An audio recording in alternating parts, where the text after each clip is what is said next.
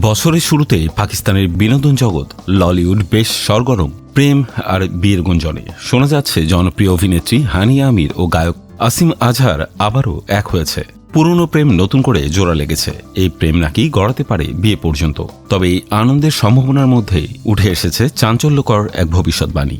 হানিয়া আমিরের বিয়ে নিয়ে দুঃসংবাদ দিলেন জ্যোতিষী। 2018 সালে হানিয়া আমির ও আসিমের প্রেম ছিল বেশ চর্চিত বিষয়। তবে 2020 সালে সে সম্পর্কে বিচ্ছেদ ঘটে। এরই মধ্যে আসিম আজহারের অন্য মেয়ের সাথে বাগদান ভেঙে যাওয়ার খবর সামনে আসে। ফলে হানিয়া ও আসিমের মধ্যে প্রেমের গুঞ্জন ওঠে আবারও।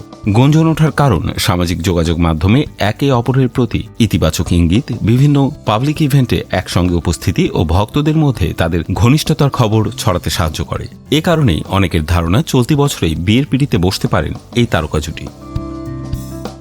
এদিকে হানিয়া আমিরের বিয়ে নিয়ে যখন পাকিস্তানের বিনোদন অঙ্গনে চলছে নানা আলোচনা, তখন এ বিষয়ে ভবিষ্যৎবাণী করেছেন প্রখ্যাত জ্যোতিষী সামিয়া খান। হানিয়ার রাশিফল বিশ্লেষণ করে তিনি বলেন, এই মুহূর্তে হানিয়ার ক্যারিয়ারে মনোযোগ দেওয়া উচিত। তার মতে 2026 সালে বিয়ে করলে বিচ্ছেদের প্রবল সম্ভাবনা রয়েছে, যা হানিয়ার ব্যক্তিত্বের উপর নেতিবাচক প্রভাব ফেলতে পারে। অন্যদিকে জ্যোতিষী কিনান চৌধুরী দাবি করেন, তিনি হানিয়ার বিচ্ছেদের বিষয়টি আগেই ভবিষ্যৎবাণী করেছিলেন।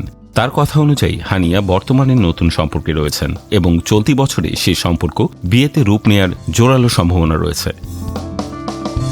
তবে এখন পর্যন্ত হানিয়া আমির বা আসিম আজহার কেউ বিয়ের বিষয়ে কোনো আনুষ্ঠানিক মন্তব্য করেননি। শেষ পর্যন্ত 2026 সাল ললিউডের এই আলোচিত তারকাদের জন্য বিয়ের বছর হয়ে উঠবে নাকি জ্যোতিষীদের কথা মেনে বিয়ে থেকে দূরে থাকবে তারা, সেটাই এখন দেখার বিষয়।